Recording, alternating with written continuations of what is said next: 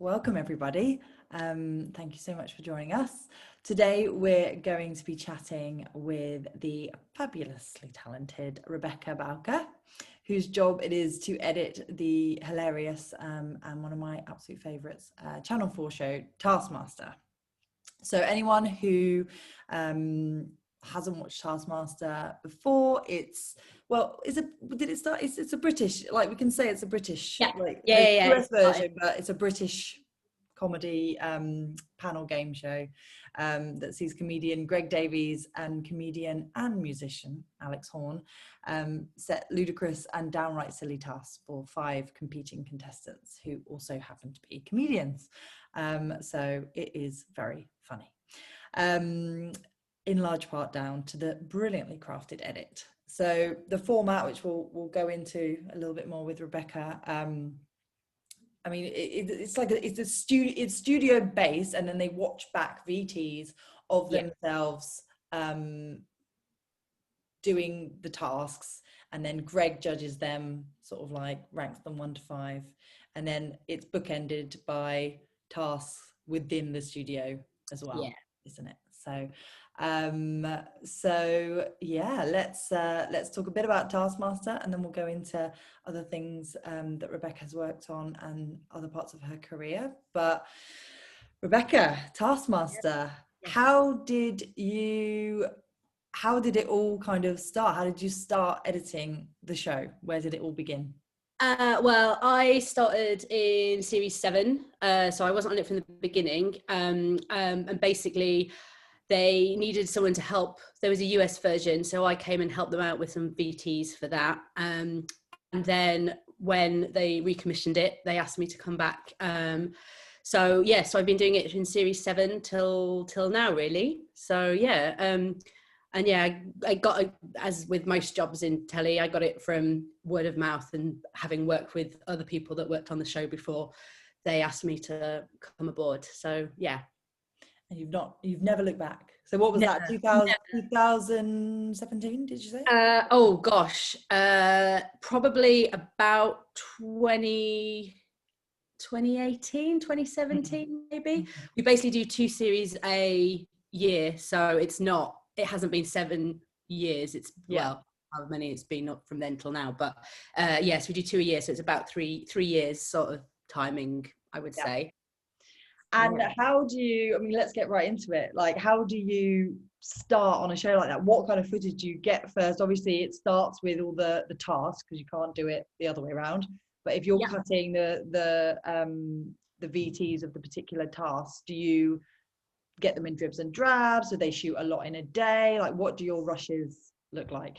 So basically, the way they film is each contributor films for a full day themselves. So you basically get, like, I think they do like 8 sort of tasks a day, but they just do their tasks. So we get a whole load of rushes for one contestant, and then a few days later we'll get more for the other contestants, and it kind of depends on when. I mean, filming schedule has a lot to do with it. We sometimes have everything when we start, sometimes we only have a few people when we start. The dream situation is you don't start a task until you've got everybody, because until you know what everybody does, you don't quite know how you want to put it together and who's going to go with who.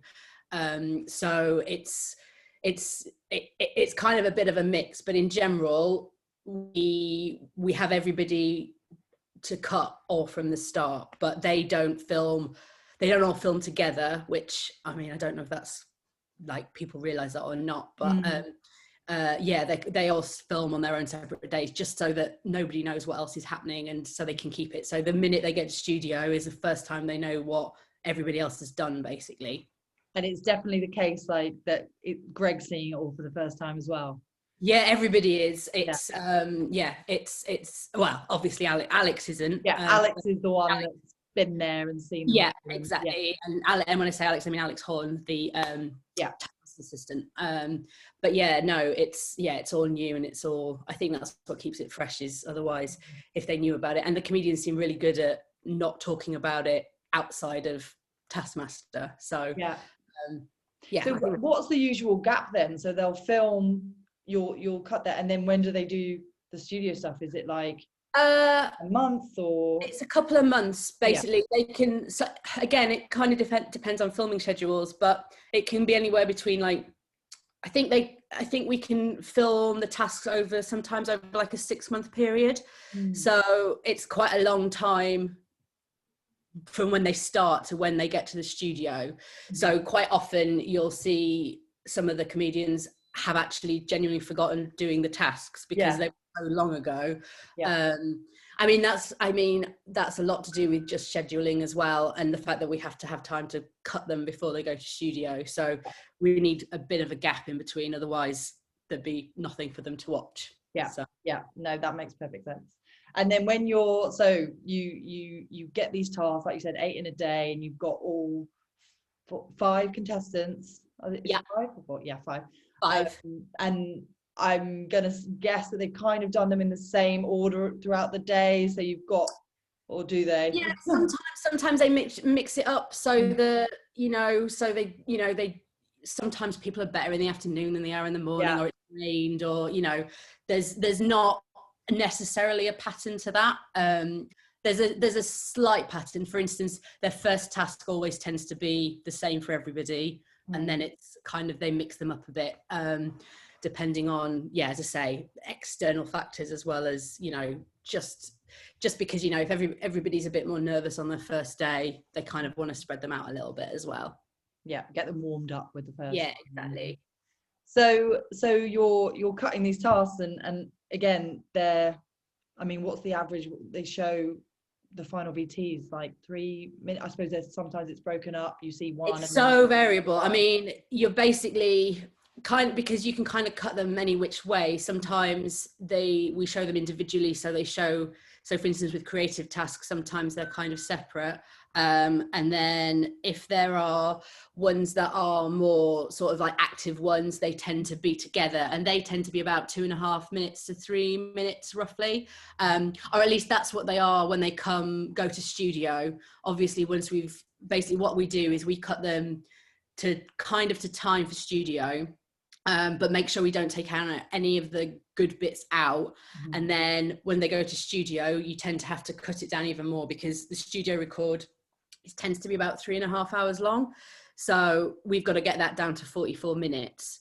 Interesting. So you'll give them a piece to watch live, but then in the final cut, that will even get cut down. I mean, we try and see what they see exactly, or exactly. I mean, we try and make them as close as we possibly can. I mean, this is the same with any sort of VT related show. You try and get them as close as possible, so they're not having to be touched again. But inevitably, if you've got that much time to come out, sometimes it has to come out of there. And there's sometimes that the spits that they find really funny, sometimes the audience doesn't go with a bit that you think they would go with, so that bit comes out. But in general, they're not ridiculously over, but we don't just leave them and then they never get touched again, basically. No, it's a bit of a nip and tuck, I guess, exactly, like making sure it fits. So you mentioned about how like the tasks, like the active ones, they tend to be where they're really up in their physical and they're doing things and running around. Are those the ones that tend to be intercut between the contestants? And then the creative ones, so I'm trying to think now, one in the last season where they had to make, what was it, they put the hands through the holes and they had to make or they put limbs like in their mouth through the holes and stuff. Are those ones then more individually? I mean, it depends. No hard and fast rule, but there's no I mean that's the great thing about it. It's kind of whatever it lends it to. So for instance, the one where they put their arms and things out, they were quite short, so it lends itself that you can have the time to go and see them happen, have the VT happen, and then go to the studio, have them chat about it and come back, and there's enough time. Whereas sometimes, there's ones where they've done something creative, but 2 people have done it quite similarly. So you will then put those together because it kind of makes sense to do that, because you don't want to watch the same thing twice. But very true. You kind of, it's the attention side as well. Exactly. So, I mean, you must be spoilt for choice in terms of, you know, what you get given. And you mentioned to me previously about the fact that you don't really have an assistant, do you? You kind of just get given all the visuals. No. How does that work in terms of your process? So basically what will happen is we are given all the rushes. Alex will kind of give some sort of guidance of what he likes, what he doesn't like, and so do the producers. And then we're just kind of left to cut them down, and then once we've cut them down, they'll watch them, they'll come back to us and say what they like, what they don't like, and then we'll recut them however they kind of want. Yeah, we don't have, so basically, so how it works in a lot of TV is you have an editor and an edit producer. So the edit producer is someone who kind of sits with you and kind of helps make decisions, chooses music for you, but they're not an editor, they don't edit. Sometimes they'll do sort of rough cuts if necessary, but in general they don't touch any sort of editing equipment. It's much more of a I'd say an administrative role, but it's way more than that. It's still a storytelling kind of, yeah, like a it's partnership. Exactly. Yeah. So most of the things you'll work on, you have that. And I mean, when we get to the studio edit, we do have an edit producer that is there, and it's basically because, you know, as I said before, like, you've got 3.5 hours and you've got to cut down to 45 minutes. There's a lot of decisions you have to make in order to get that down, and you kind of, sometimes it's very easy to take the easy route, and you don't want to take the easy route, you want to take the best route, and having someone else there to help you make those calls is really helpful. But when we do the VTs, we don't have edit producers, so it's more down to us to make those decisions, really. Yeah. So yeah. And do you really feel like your personality, because again, they're so molded around music, around sound, and I'm sure they can be taken so many different ways depending on who the editor is and how they put their stamp on it. So which, like, are there any tasks in particular that you really feel like, oh, that's, you know, reflective of your kind of humor, or, you know, is there? I mean, I have my two favorite tasks are, and they're kind of really different to each other, which is also why I love the shows, because like you get there's very few shows you can work on as an editor where you can like try different, you can edit in different ways depending on what you're doing. So for instance, my favorite task was in series 8, which was the chickpea task, and basically they were told to do something, I think, spectacular. I might have got that word wrong, with a chick. I remember. And basically so 3 of them made kind of short films. Rose Matafeo, who is incredible, did a chickpea funeral. So that was a really serious sort of edit that you got to do on that. And it was like, you know, like a sad drama. And then Ed Gamble basically made a porn movie with it, so that was like, you could make that funny. Yeah. So I really love those ones where you can kind of get to play and be quite creative and kind of just make sketches. But then on the other hand, you've got tasks, which my other favorite one is I think it was series 9 that I just said. Series 8, which was they went to a railway station and they played Find Alex, which is a really active one, and basically Alex was hidden, but then they had to, it was like, I can't remember is it Bulldog, the game where you have to get, I know what you mean. I was watching it. It's like what's the time, Mr. Wolf, in a way. Yeah, but so he's on the bridge, isn't it? And he does the horn, and then they have to hide and he has to spot them. It's brilliant. Yeah, and that's a great one, because, you know, you've got, it's completely different to like one of the sketchy creative ones. And you've got to come up with, you know, who's looking where, what point of view do you want to see, you know, which, you know, I mean, the thing that's really amazing is we get so many different cameras. So most tasks have sort of like 12 cameras on them. So it just, I mean, it means there's a lot of footage that you have to go through, because that's, you know, 12 cameras to watch. But but yeah, it just means there's 100 different ways of cutting it, and if you'd have given that to someone else, they'd have cut it in a completely different way. And you know, but to me it's all about cutting it with the music, making sure it's all timed well, because I'm really big on, I think what you hear is more important than what you see most of the time. So I spend a lot more time doing the music and the dialogue than I probably should, but I find that really, I just think that your eyes will forgive so much, whereas your ears won't. So if you can get that right, and I think also with pacing and timing, because it's comedy, you know, rhythm's so important to what you're cutting. So if you can get that right, the pictures will kind of follow after. For me, anyway.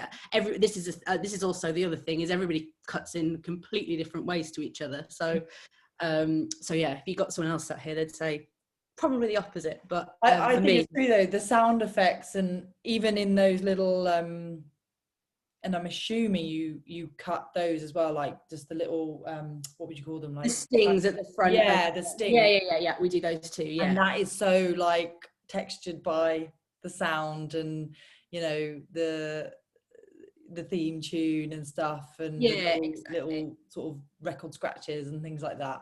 No, it's great. So I just sort of back to the ones where you said like about the chickpea, and there's a lot of tasks where the contestants will be given a challenge, which you see at the start, and they sit down and they do the task, but then you go back to the studio, don't you, and then they reveal what they've done.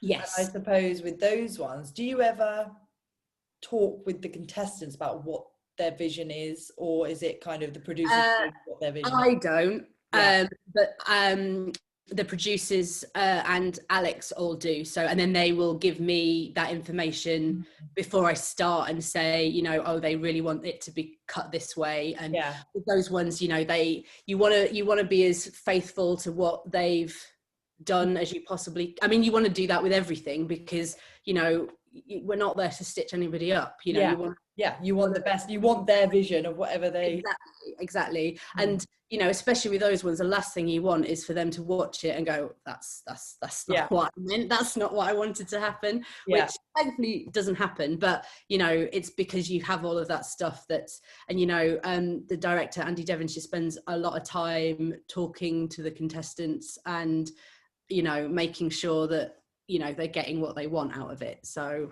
yeah. So do they, with that sort of in mind, is it the first time they see the final on stage? Yeah. Everything there is. I don't think that I might be wrong, but as far as I'm aware, almost everything the first time they see it is whilst they're sat there in studio.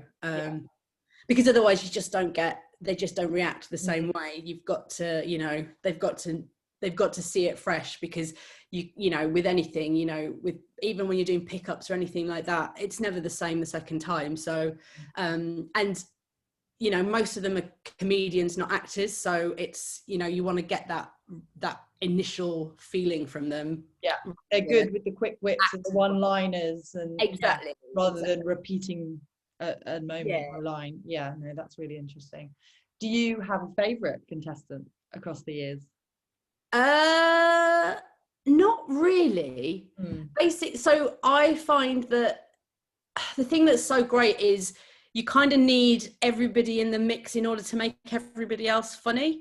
I think that's kind of what is, and I mean that's down to, you know, the amazing people that cast it. You know, it's you need the really bad one in order to make the really good one look good, and vice versa. So I think having this, I mean, obviously there's sometimes that ones that stand out, but in general, I think it's the mix of them is kind of what makes it great. So they really complement each other. Like you said, there's always one who is kind of really tries hard and is so determined, and either they do brilliantly or they kind of fall flat, and then the others are all at different sort of approach the tasks in really different ways. Completely.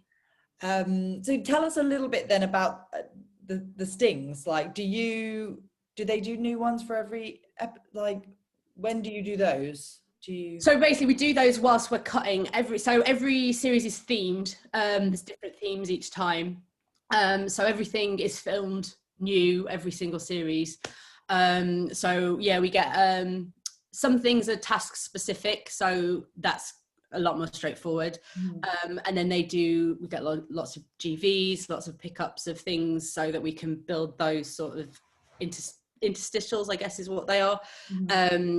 And yeah, you're just trying to make them as different each time as possible, and try and make them as visually enticing as you possibly can, really, because, you know, it's the one time you get to see around the house and see what's there. And if you didn't have that, I think some of the other things would get lost. So sometimes they play a really informational role, because they set up what's coming, and, you know, you can see what's happening. Other times it is just a case of look at what's here, basically. So yeah, and we have all the music's composed, so we get new music every series, and we can then mix and match between different ones. So the more series that we have, the more music we have to kind of play with and mess. So you kind of have, you know, each one of those intros you can make sound different by just having different stems of the music that you can play with. And yeah, and we've got all that at our hands to be able to do what we want.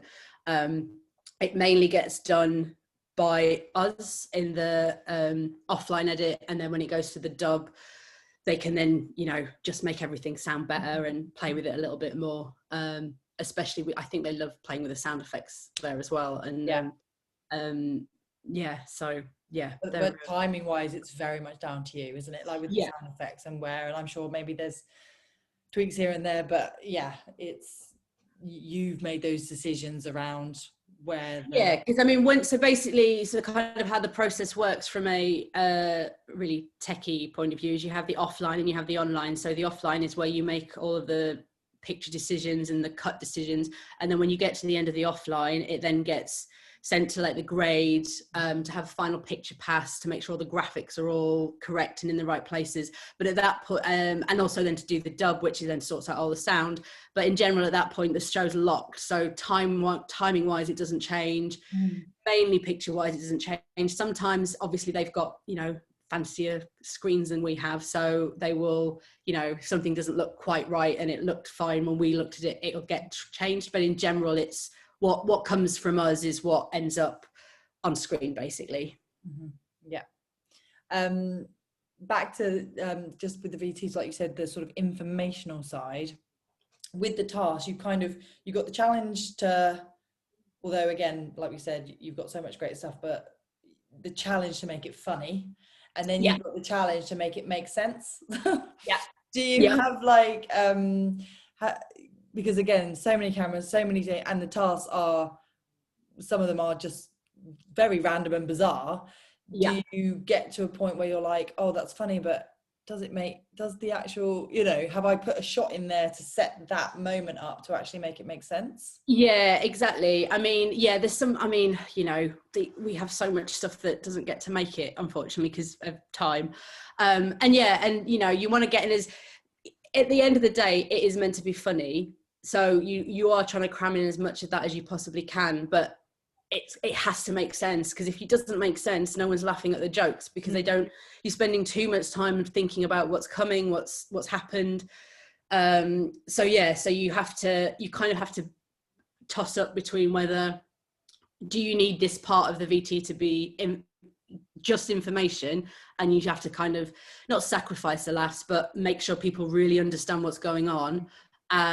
And then, I mean, I try and do a few passes of things like that. So you get it so it works, and then you go back and make sure that, you know, you haven't lost the funniness out of it, because it's really easy to just make a 2.5 minute VT that just explains what's going on, and then you go, it's not interesting to watch. So so it's always a balancing act between the two things, especially because you've got time constraints as well. It's not like you can just make it however long you want and, you know, hope for the best, because unfortunately adverts are needed, and you've got to fit with the durations of the channel. So I'm sure there are some tasks that you could just have for 15 minutes and they would be hilarious.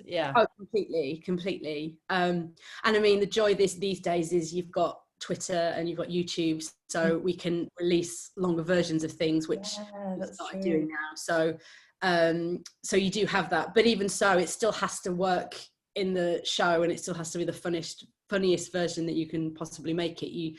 You're not relying on the fact that someone's watching an online extra, but yeah, you the know, show has to absolutely be the best yeah. it can, and the funniest it can be. With all the camera options and everything, like there's a lot of GoPro. Yeah. So and I always find like little moments where the camera's dropped, or you just see, like, tell us a little bit about that aspect of it, and when you like you said, you go and do a pass and go back, and then maybe there's a moment on the GoPro camera that is quite funny. Are there any examples or thoughts like that? So I mean, you have, I mean, so again, it depends how most people do it. It's multi-camera editing, so we can group everything and then watch everything all at once. So that's how I will basically start a cut, is when I watch it through the first time, I'll watch it with all the 12 cameras playing at once. So then, so just on that, technically, like, do they sync it then on set with sound, or how do you so basically we have a edit assistant that does all the grouping before it comes to us, and I think it's kind of show dependent on whether you have that. Sometimes the facility you're working with groups things. In general these days they do, because so in the olden days when it was all tape based, it was all a lot more complicated because tapes didn't start at the same place, whereas now with files everything starts at the same place. Avid's got much better at grouping things, so it tends, so the time code is the same, and the time code's the same. So in general the facilities mainly group it before you get it, so it's not done necessarily by, on Taskmaster it is, but in general it's not necessarily done by someone on the team. It's done as part of the ingest. I get so that. So we will get I will be given a sync map and a group, and then I will basically watch the whole group. So some of that is GVs and things, and then there'll be the main task, and then there'll be some GVs at the end. And so I'll watch it with all the 12 cameras running. Sometimes we have more than that, but Avid will only let you watch 12 at a time. So you watch those through, and you can then at least, you can see where everybody's going. You can see when, the camera guys have gone and got like the pretty shots and the nice shots. You can like see those, because otherwise, you'd be there for hours trying to find everything. Oh my gosh, yeah. So you kind of look at all that, so you can work out what you have, and when you have those moments of, roughly where the cameras are. So, if you see something coming towards a camera, you kind of know that it's probably gonna, hit it, or, miss. You kind of hope it hits it. I'm sure that's not what they're hoping on set. I think they're hoping that their cameras all stay in working order. But you have them, you can see when that happens as you're watching. But in general, once that's the one thing that is different on this than pretty much every other show I've worked on, is because every VT is so different. There's no set way that the cameras work or how they're set up. So each time you come to a new task, it's getting your head around where everything's located around the house. I mean, there is some sort of plan to it. It's not completely ad hoc, but each task, and you just don't know what they're going to do. Sometimes they'll run out of the room when you don't think they're going to run out of the room, so everyone's then scrambling to move everything to somewhere else.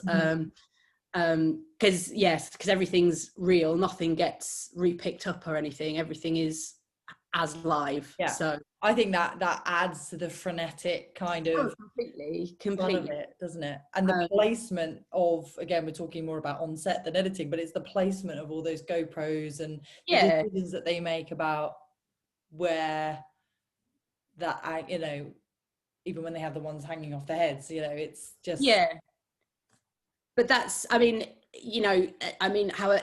kind of, especially in things that are non-scripted, you're so reliant on the where the cameras are, because because nothing's set up, because they don't know what's going to happen.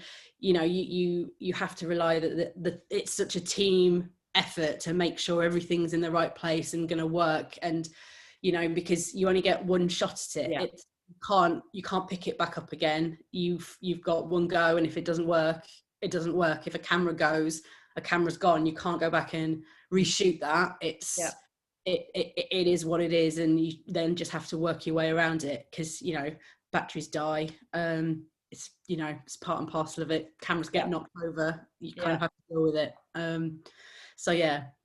Have there been moments like that where you think, oh, I know something really funny has happened and they didn't catch it? Or a couple of times, yeah. It tends to be when they've left the room after a task is finished and they've realized something's happened. You're like, oh, that would have been great you can't film everything. No. But in general, we do kind of get, one great example is in series 7, where they had to build a shed on the side of the house, and the team of 3 decided to do it at completely opposite ends of the house, which was not what anybody expected. So you've then got everybody running around trying to get and capture as much as possible. And in general, everything gets caught. And as long as everyone's mic'd up and you've got the audio, there's always ways around doing this. Yeah, very true. You might hear it and not necessarily see it, and then there's a way to kind of make that funny. Exactly. What do you get given then when because it's obviously it's not scripted, but they know what the tasks are. So you don't just get the footage of the task, you must get an explanation, I suppose. I suppose you get what's written and what they read out, but then do you get what would you call it, like the elements of what that task is? Does that you kind of get like a little bit of a breakdown of what each one's done, how they've gone about it, the funny bits they've said, the bits that everybody likes, and then what we are given before we start is the groupings, and what I mean by that is like who you're going to pair with whom. So if you have 2 people together, they'll tell us who they want to go together, which is good, because then when you're watching through, you can then compare. You've got in your head, oh, that person's going to go with that person. So you're always trying to find moments of where they do something the same, where they do something opposite, so you can basically, what makes it funny is all of the contrasting elements that you get. So once you know that information before you start of who's going to go together, it means that you're watching with that in mind the whole time. So it kind of narrows down your field of what you're looking for, because watching 5 people and trying to make every link that you possibly can is, your mind's going to be frazzled by the end of the day. So what like 5 people, 12 cameras each, like mad, crazy. So what do you obviously love working on the show. Do you and hopefully it just keeps going, right? Like that's the plan in terms that's the dream. And then are you because you joined in season 7, do you edit everything, or are there other editors that you sort of? So basically I do everything, and in which I do the VTs and I cut the studio, but in general you have a different set of studio editors to VT editors. So when we do the VTs, it's usually me and one other person cutting them, and then when we send those to studio, and then I will continue on after the records and then cut the studio. And because of the way it works, it's quite a fast turnaround for the studio. You don't get very long to cut a studio. So for every episode, I think you get 4 days or 5 days to cut the whole thing. So it's which is actually for a panel show quite a long time. Normally, much quicker. You work at a pretty good pace, and that's why there's kind of like a certain set of people that do that and pretty much just do that, because it's a completely different. Still editing, but it is a different. You're looking for different things. You're not. Obviously, you're still trying to be creative in the process, but it's a lot more about continuity, about making things make sense, and making you can't, and if you're going to cut stuff out, how do you get around that cut? Again, on Taskmaster we have a lot of cameras, but on a lot of panel shows you kind of only get 4 cameras, so you're then you've got to work how you're going to get from one side of the panel to the other side of the panel, and what shots are you going to use to get around. So it's a different set of editors that tend to do that. So and because we churn them out quite quickly, so for instance, one person will cut episode 1, 3 and 9, and then so on. So it's much more of a organizational way of working that out, than, you know, it's not chosen on anything other than we've got a schedule to kind of make these things. And this is where people fit into that. Yeah, exactly. So if 4 or 5 days is quite long, then why is it a bit longer on the Taskmaster?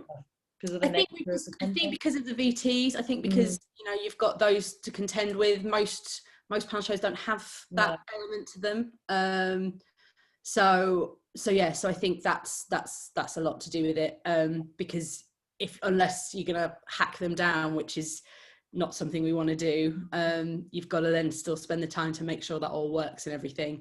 But if you're and also, so every kind of show that you work on works slightly differently. So, you know, on Taskmaster, we'll sit and watch with an edit producer. I'll sit and watch the whole of the record, and then we'll decide together what's going in the show. Whereas if you work on other shows, sometimes they've already done an paper edit for you, which is basically they've sat and watched the show and done time codes of, we want to come in here, come out there, come back in here. So it's a lot more, it's more it's not scripted as in a scripted show, but it's scripted as in they've told you which bits they want in there, and then you basically put that on a timeline. It comes out at pretty much the time, maybe a couple of minutes over, and then I have to then make all of those edits work with the content that they want. So basically my point is, not every job you do is content. You don't necessarily choose the content every time that you're doing a panel show or a game show, anything that's kind of studio based. Sometimes that's done prior to you getting there, which speeds up the process, hence why sometimes you have less or more time depending on the way that they've decided to work the edit out, basically. Yeah, that makes sense. I mean, I'm thinking about it as well, and like in terms of structurally the VT sort of playing and it being a studio show. I mean, what other are there many other shows like Taskmaster in that way? Like, no, I mean there's you kind of have some, so gosh, I'm going to say shows here where they don't, things like Celeb Juice have some sort of VTs in them. Yeah, they do have, but they're not, there's never as many as what, it's not as VT. Taskmaster is very VT, it's very led by the tasks, obviously, which tends not to be the case with a lot of shows. I mean, so for instance, the show I used to do, Russell Howard's Good News, that is got a lot of VTs, but it's a lot more strict on what it is. It's more of a descriptive way of showing you what's happening in the studio. So they work in a slightly different way. But again, they all get timed by people so that we know how long things are going to be and how long they're going to fit into a show. So it's more scripted in the sense that you know what you're getting as and when you get to before you get to the edit, some things have decided for you. So, and also I suppose those shows don't necessarily have the kind of interaction between the VT. No, exactly. You know, they're kind of like, they play the VT and then they'll talk about it. They won't go back and some of the best moments for me are always when they go back on a moment and they sort of say, oh, that bit was hilarious, let's play it again, you know, to kind of embarrass the contestant, and then you know, or you have it on a loop, or I'm trying to think now, what was the brilliant guy with the mustache who looks like a school teacher? Oh, Mike Wozniak.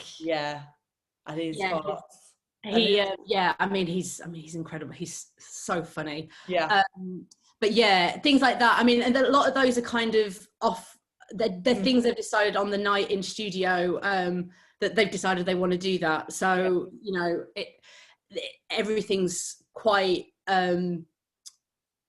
on the hoof and deciding on the moment. So then it's a case of then having to work out how we then make that work once we get to the edit. But yeah, what is lovely is when you watch things back and you actually get to hear people laugh, because when you're watching it at home or, you know, in a facility, it's just you and you kind of hope it's funny, but until you actually start hearing the audience laugh, you're never 100% sure of what if they agree with you in what they find funny. Yeah, no, I'm sure it must be a bit nerve-wracking to be like, okay, this is, yeah, I think it's funny, and then kind of get it out there. Who are your sort of tester kind of, do you have some key people that you go, right, I think, you know, obviously apart from the execs, maybe this is more of a lockdown thing where, you know, if you live with people or whoever, where you get them to watch it in order to sort of see if it's funny. I don't. I hate people watching what I've cut. Okay. So yeah. I hate, and especially hate sitting and watching somebody whilst they're watching. I mean, going to viewings is my idea of hell. I absolutely hate it. No, for me, the first time is the audience. Apart from, you know, you kind of sometimes hope the execs come in to watch stuff in the room with you, and then they will. But in general, because as I say, I get a bit nervy letting people watch things. No, I mean, that's also amazing, like how much of a instinct that you absolutely have for getting that right. And again, coming down to like your experience with comedy editing. So what I want to do as well is also talk, with the sort of time that we have left, about other elements of your career and other shows that you've worked on. But before we do that, do you have anything else you want to sort of say about Taskmaster or the process? Any like? No, I don't think so. As I say, for me, the thing what I love about it is the fact that I get to edit different styles of editing. Like you get to do everything. I mean, I love cutting studio, so it's my favorite thing. So the fact I get to do that, and I get to, you know, cut the VTs is great. And also the fact with the studio, so the sort of like the studio tasks, getting to put music and things on that, like it's something you don't get to do in most other studio based jobs, is cut to music. So the fact you get to do that is such a different thing that I think I really love that. Anything that's music based is, you know, really up my street. So yeah, you have it all with Taskmaster, like the options to do all these different kinds of edit. Whilst we have people here, does anyone else have any other sort of questions for Rebecca about the show? Give everyone a second. Feel free to write. Hold on, let me open the chat. I'll ask a question, if that's okay. Hello. Hi. Big fan of Taskmaster. I was wondering, how do you handle when like the comedians decide, I want to make a movie for my task? A lot of times they sort of make their own thing, and sometimes there's music and stop motion or keying that has to be done. Are they just doing that in iMovie and they're delivering their product, or are you doing all of that for them? We do all of that. I mean, I'm trying to think if there's been any. I'll tell you, there was one thing I think in series 8 where they had to catch a ball and throw it around.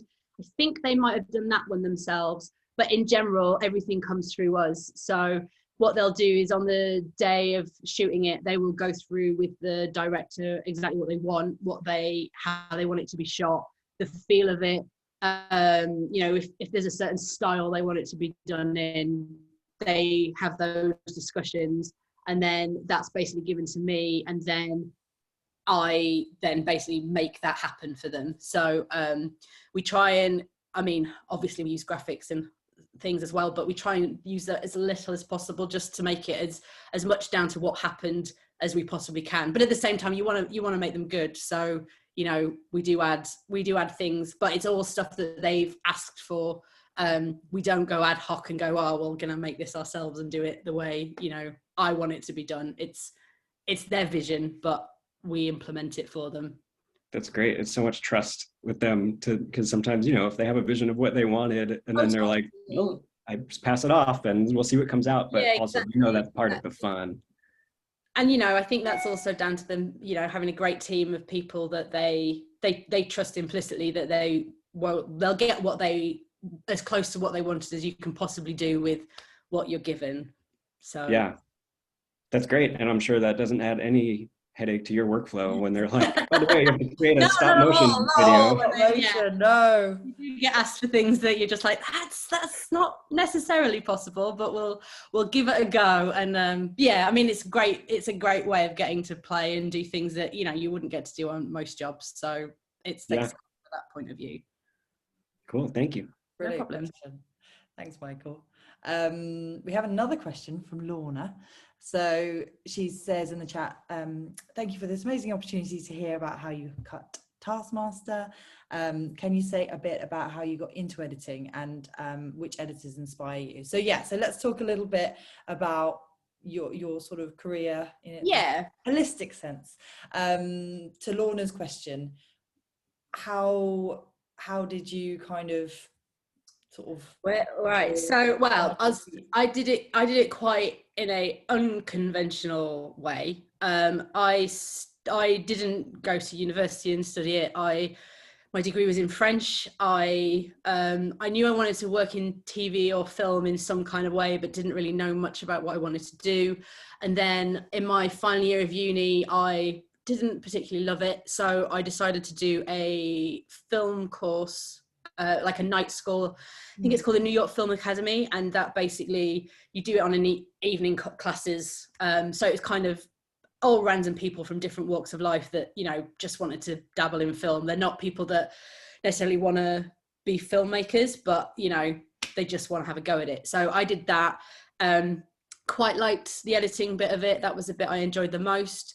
But when it came to all practical senses, I needed a job after university. So it was kind of who'd pay me money, because so many jobs I was offered were to work for free, and I can't afford to live in London if I don't get paid. So I took a job at a edit facility, post house called Editworks, but they no longer exist. And basically I just started as a runner and just worked my way up there. I ran, I then worked in the machine room. I had a wonderful mentor there called Perry Widdowson, and basically they started this, because it's so in TV there's not really a very strict way of getting into TV as it get to become an editor. So they chose 3 people that are in the tech room, and basically the 3 directors of the company took 1 person each, and for about 6 to 8 months we basically just sat in a room with them and watched them cut, and just kind of learned from them, because that doesn't really exist. There's no real way of working out how to do it. So I did that for about 6 or 7 months, and then they started putting me on jobs, and it was just a case of start knocking up the numbers of different things to do. I started in game shows, cut lots and lots of game shows, and then worked my way through game shows to light entertainment, to shiny floor Saturday night shows, to finally into comedy. So that's kind of a short version of what was your first game show that you cut? It was a baptism of fire. It was called Who Dares Wins, which is a national. It was a national lottery show, which I don't think they do anymore. It was Nick Knowles, and it's like a list game. And it was very. I mean, even to this day, it's one of the hardest game shows I've cut. So for it to be the first one to have to do, it was because again, like I was saying with Taskmaster, they film for so long, and you've got to get it down to 45 minutes, but it's got to feel like it's a 45-minute show, and you can't see the other 2 hours in there. So that's quite a tricky thing to do. It's more so on a game show, because you don't have the laughs and things to kind of get you through. So and you've got to have all the content in there, because it's got to be logical. So there's a lot of things to think about, as well as just the cutting and the making it look pretty and smooth and lovely for everybody to watch. Yeah, no, that makes sense. And then Lorna also says about other editors that have sort of inspired you. Like, do you have anyone that maybe you haven't met as like a role model, or is it mostly just people that you've been surrounded by? And it's mostly people that I've been surrounded by, really. They're, you know, it's people that do what I am now luckily getting to do, really. So as you mentioned, Perry Widdowson, he's an amazing editor. He does the Graham Norton Show, for UK based people. Yeah, it's just great to get to learn off people that, you know, are so talented. And I was really lucky in the fact that I got that. So because I think, you know, you can read as many books as you like on editing, and it's watching it happen and watching that decision, making those decision because you're having to make so many decisions in the space of minutes all the time, and trying to work out which is the one to make, and what doesn't matter and what does matter, and, you know, when to leave something and come back to it, because you know, not every edit that you make is going to work, and it's working out which ones are going to work, which ones are not going to work, you know. And I mean, I've not so much now, but especially when I first started, I could spend 2 hours just making one cut work, and you don't, especially in TV, you don't have that sort of time. So it's learning how to be efficient with your time, and and knowing when to step back and go, this isn't working, not because of anything I'm doing, but just because that's not possible because of what you've got in front of you. Because it's all a jigsaw puzzle that, you know, hasn't already had its pieces made. So it's, sometimes it's not going to fit together. Thank you so much, Rebecca. That's amazing. No problem. Sorry, I'm hiding behind the camera. Hello. Thank you. That's all right. Yeah, it's so true. And I guess that stuff just comes with practice and just doing it, you know. Yeah. Every show, I mean, if there's ever a baptism of fire, it's, you know, back to stars, but it's a show like that, or any sort of game show, I guess. You're kind of, they're always different. They're all going to come with their own sort of little thing. I mean, you know, even now you when you turn up on the first day of, you know, most, again, Taskmaster's slightly different, but most jobs in TV last about 6 weeks. That's kind of the maximum you're on something for. So you turn up on day one, you know, you've got 4 shows to cut. You don't know what you're going to get. You don't know who you're working with, what rushes you're going to have.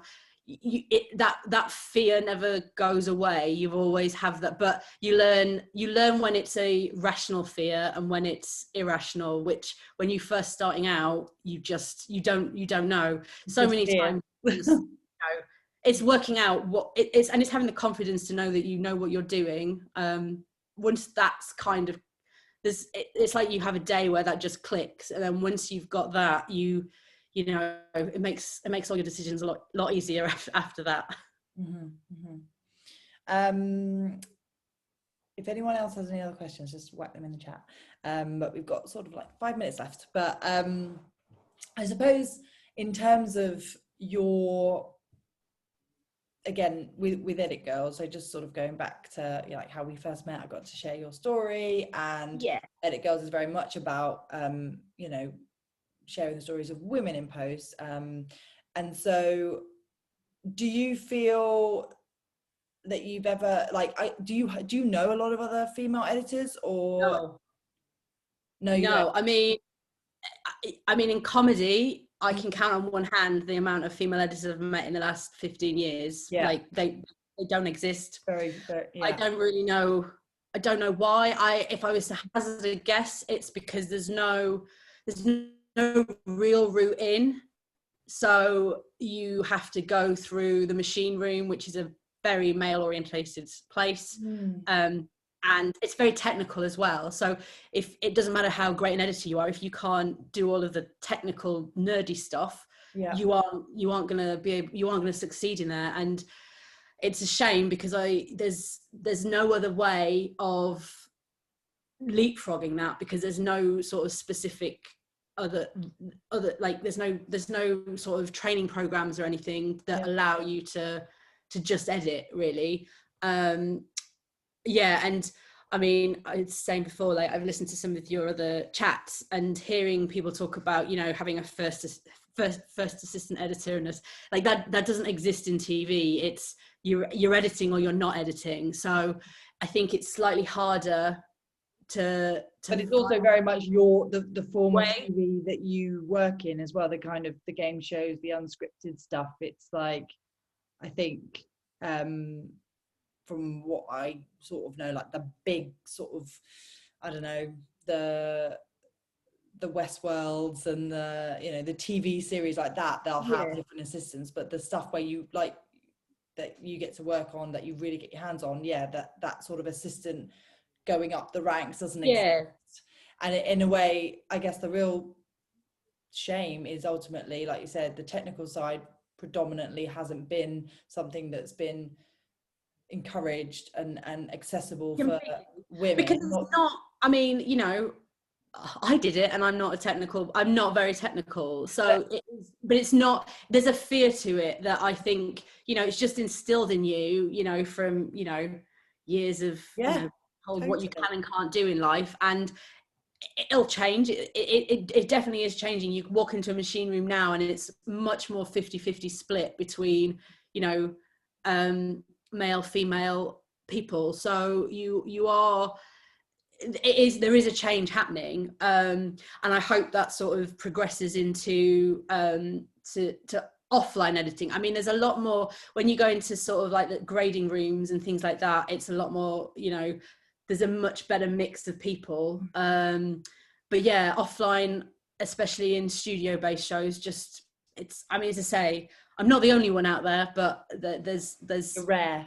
It's very rare to come across other female editors. Yeah, and you know, as we know, editing, yes, of course, there's a huge technical side, especially when you're doing so much yourself, but actually it's creative, it's storytelling, it's instinctive, you know. Oh, completely. And that's not to say that, you know, that sounds like I'm saying that, you know, the women can't do the tech stuff. You can. No, but it's which that you are put into, unfortunately. Yes. And I think that's the part of it that I imagine is what scares some people in the past, has scared people off.